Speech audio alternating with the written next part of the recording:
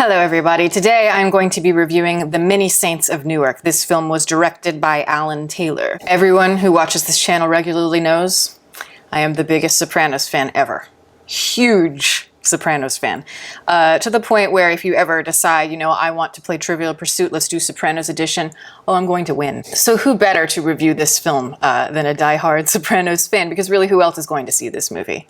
This is a movie for Sopranos fans, and I don't really think there are that many people clamoring out there for a film depicting the 1967 Newark riots. I'm sure there's a small amount of people that do, but it's a small market. Most people are here for, what they're here for, and I think a lot of people are probably thinking this is going to be like a typical prequel of sorts, like it's going to be a Tony Soprano origin story. But it's sort of like a hybrid that's combining the historical event and the Sopranos timeline as it would have existed at that particular time.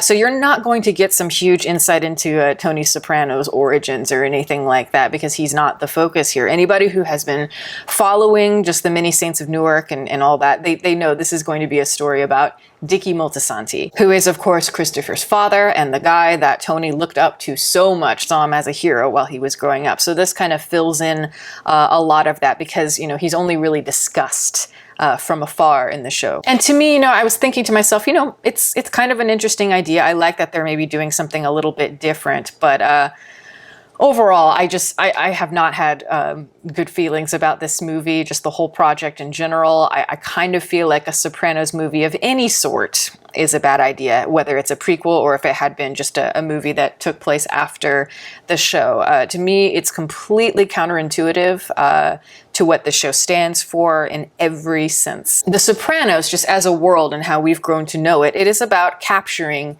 the world in a very modern sense. And it's about the decaying idea of what the American dream stands for at a certain point in life, and the romantic notions of what the mob stood for, certainly. It's a show about morality, of course, but it's a show really about mortality in a much deeper way than most mob stories explore. It is about the fear of it, the weight of it, how much it aches from day to day, and ultimately, how meaningless life is at the same time, which is a very bitter, very powerful sort of feeling. And for me, that's why it resonates so strongly. And I do think for a lot of people, that's why it resonates. It just captures the aspects of life that we are so afraid to examine within ourselves. And it does so with just such nuance, just profound intelligence. The greatest characters ever, and some of the greatest performances ever for television, by my estimation. It was just magic. And it's one of those things where you just know there's no way they could ever capture that again in the same way. And it takes a very, very bold person to want to open all of that up, I think, especially with completely different actors and a completely different timeline and all of that. But I think the reason why The Sopranos is so special and why we all love it is precisely because it's a different format. It's not a movie, it is television. That is where The Sopranos had the freedom to get to stand apart from the other very typical mob stories that we know. So it really could delve into those themes that I was talking about, and how you can slowly and cleverly really deconstruct the romantic ideals that are filtered through this pop culture. And when you have a film, that's fine, but I think it needs to be suited for a film format. And for something like this, it's going to cut off all of those elements that I think that you need, and it reduces what is meaningful about the original source material to very brief, hints, just bullet points, really. You're only getting to touch on the themes that The Sopranos explored so brilliantly, with this sense of postmodern risk and rock and roll to it,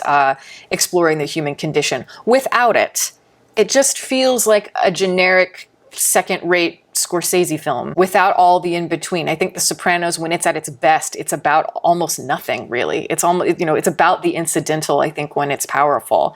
All the focus is more on the mundane, the monotonous. And, not only that, but the show messes a lot with internal logic, and it's constantly subverting our expectations from what we think a typical climactic point is supposed to be, where we think the suspense is supposed to come from in the narrative. And here, it's fine. It is just kind of more of a typical anti-hero mob story that doesn't really offer any of that and doesn't really offer anything new. I think that the concept of Dickie Moltisanti is an interesting one to explore, and especially how we get to see all of that natural resentment from Tony that he projects onto Christopher happen a lot, and so we get to see where all of that comes from. But you know, here he's very typical. He's charismatic, he's very harsh, he's very much the masculine ideal of that era, which does make sense. You know, the golden age of the mob in New York. And you could argue that this era, it's important that it is kind of more heightened, more romanticized, because, you know, this is the world that Tony Soprano sees more as kind of a fantasy. And sure, I can understand that maybe to a degree, but more, I think, aesthetically is where that's more interesting. But I also think that this limits the work a lot. I think it's more interesting to have kind of those facades of this romanticism, and then slowly see Dickie and the characters around him slowly being unmasked and revealing, you know, things that are really chilling about them. You know, maybe Dickie Moltisanti, you know, I want to see him more as a loser by the end of it. Somebody who's deeply struggling and conflicted and even pathetic in the ways that can kind of tie him into the Tony Soprano character. And here it's breezed by. It's just too fast, unfortunately. And we just get too little time,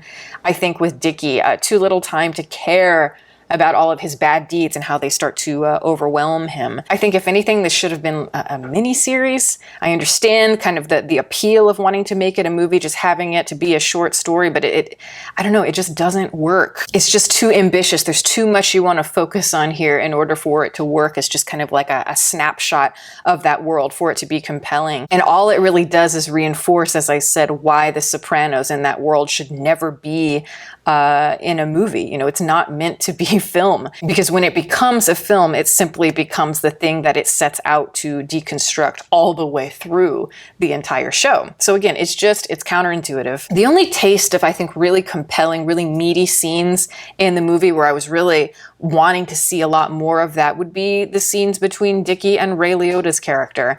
Ray Liotta, I love as an actor. It's so interesting who he's become over time. You know, he started out like supposed to be this like wide-eyed, handsome guy in Goodfellas, and he's slowly become this kind of, you know, kind of ghostly, crusty, steely, brutal type of person with a voice that, like, I love the way he enunciates and just that grovelly sound. It works very well. Just the gruffness, the hardness of his character is very, very interesting, very appealing. And I think he's, you know, a character who is representing that internal conflict within our main character in a way that begins to touch on a little bit of exploration. The scenes with him and Dickie are the more philosophical ones, where we get to see Dickie become at least the most vulnerable that he's going to become in the film. You know, he's really struggling here with his guilt, his internal conflict. But the rest is just caricatures that we already know and no real time to delve into them. And when you mix all of that with more the politics and the riots, it all feels a little bit uneven. It feels kind of like honestly, it kind of reminded me of the episode of The Sopranos in, I think it's season 4, called Christopher, which, you know, a lot of people consider that to be the worst episode of The Sopranos maybe ever. And, you know, there's not very many episodes that are mediocre. But, you know, trying to force more of that political angle and everything, it became uneven as a result. And I don't know, this just had a little bit of echoes of that. But really, the thing that really bugs me the most about this movie is the fan service. It was offensive. I mean, for me, it was offensive because David Chase is behind this, or, you know, he co-wrote it, and it seems so out of character for him. It's beneath him, quite frankly. I don't mind a few references, you know, that absolutely can work in the context of something, especially when there may be more obscure references, but this isn't working. It's really, really forced, and yeah, just totally beneath The Sopranos. A lot of scenes are recreated from anecdotes in the show, and there's even like a recreation of even the flashbacks in the original show, which, you know, again, kind of doesn't make that much sense since it's already been discussed. But even like the beehive hair story that Janice tells in the episode Sopranos Home Movies, we get to see that happen here. But that just, I don't know, I don't like that. I love how in the episode where they're all drunk and they're just retelling, you know, they're just reliving moments of their childhood, and she tells the story and they all just think it's so funny. Tony gets really, really triggered, but it's the way they tell the story. It's hysterical. and you picture it. You don't need to see it. Implication to me can be a very powerful thing that we don't really utilize in this time. It's always about origin stories, which do tend to be more for cash grabs. And here you have obviously many young versions of the legendary Sopranos crew, the legendary Sopranos character, but again, just no time to explore them. But because the characters as we know them, they are so specific, they are so authentic to the world, and that's what makes them iconic. And trying to recreate that, it feels like a crime. It really does. And then also these characters are reduced mainly to one-liners. And so it just feels kind of like it's out of place. The guy who played Silvio Dante, though, I don't know what to say about it. I don't want to be mean because maybe this guy is a really talented actor and this just missed the mark, but this was so bad. It is one of the worst things I have ever seen. I don't know who cast him. I don't know. I just don't know. But I worry for that guy. I hope he stays off social media for like at least a month. If I was Stevie Van Zandt, I would be deeply offended by that. Silvio is a beloved character, and that was just, I mean, it was bad community theater. I don't even think community theater would accept something like that. But I think the rest of the cast, you know, they're doing their best, I guess. You know, they're doing their best to capture the mannerisms of the characters, but I think they're more interested in doing that rather than really creating the characters. You know, like as an example, Vera Farmiga, great actress, but I always felt like, you know, she's not a great choice for the character of Livia Soprano. She does capture the harshness and the melancholy aspects of Livia without a lot of what makes her conniving and vicious and very enigmatic behind the eyes. There's this undercurrent that builds with that character. And Michael Gandolfini, you know, he's fine. He's fine as Tony Soprano, but you know, when you're casting somebody that is meant to be Tony Soprano eventually, you should get hints of, you know, who he might eventually become. You know, hints of the charm, yes, the boyishness, the charisma, the anger. Yeah, he looks like his father, even just the cadence, you know, just the way he speaks reminds you a little bit of his father, but I really, other than that, he's kind of bland as a performer. Nothing about him is particularly compelling. Yeah, he certainly has the boyishness, which is so appealing about James Gandolfini, but that's really it. And I just really don't like the use of fan service when it's constantly there to just reinforce these characters as stereotypes, when they are anything but stereotypes. Corey Stoll plays Junior.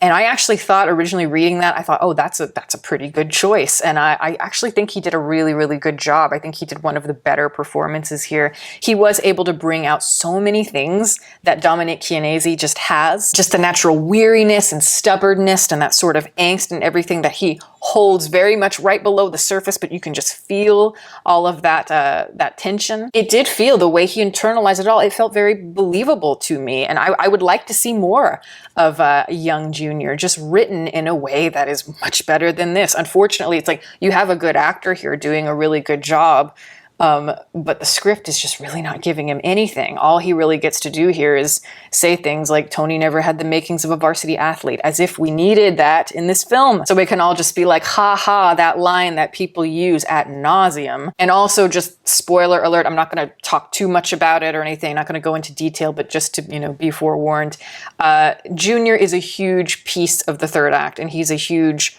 part of the conclusion of the story, which really changes things for the Sopranos timeline. It's one of those things, once you see it, you can't unsee it. And a lot suddenly comes into focus in terms of the whole Moltisanti debacle. But the way that it is handled in this movie is just, it's not good, man. It's really not good. And it has nothing to do necessarily with the character motivations, because again, if you watch the show, you know who these characters are. You know what character Junior is, and it makes sense as to why he would do certain things that might seem completely out of the ordinary for somebody else.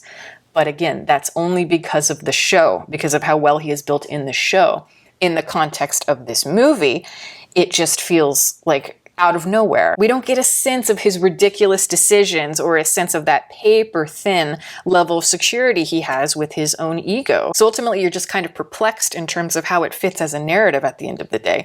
It's way too little. We needed a lot more of that building tension, I think. A lot more with the actual family in those dynamics and really kind of discovering who these people are at the dinner table. It's the in-between, again, that makes The Sopranos interesting, and there's not that much focus on the in-between here. So very little of these leaps are convincing for me, and what are you going to do? It is exactly what I expected for the most part, though it's not quite as bad as I thought it would be.